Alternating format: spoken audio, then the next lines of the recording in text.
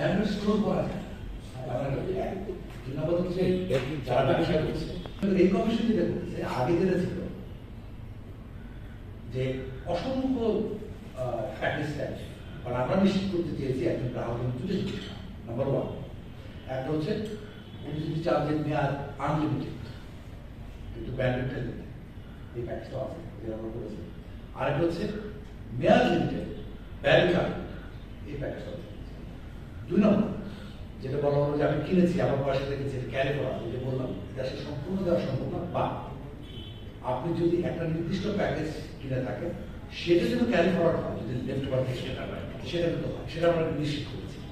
তবে আমি সাধারণ জনগণের সঙ্গে কথা বলে যেটা বললাম আপনার খুব, কারণ আমরা দেখেছি এই সুযোগ দেওয়ার পরেও অপারেটর কখনো কখনো যেটা করছে 1 মাসের একটা প্যাকেজ তৈরি করছে, সো 27তম দিনে যে প্যাকেজ শেষ করছে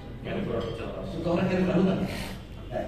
দুই নম্বর, আমি নিজেই গ্রাহক হিসেবে দেখি 1 মাস পরে আমি নিজেই ভুলে যাচ্ছি কোন প্যাকেজটা নিয়েছিলাম, তাই না? আমি তো রিনিউ করবো অটোমেটিক না। কমিশন থেকে এই নির্দেশনাও দেওয়া হয়েছে পুলিশেরকে যে যখন আপনাদেরকে গ্রাহককে বলা হয় যে আপনার প্যাকেজ রিনিউ করবেন, কোন প্যাকেজ সর্বশেষ প্যাকেজটি কি ব্যবহার করেছিল সেটা জন্য ছোট ছোট এই বিষয়গুলো আপনাদের করার চেষ্টা করছি।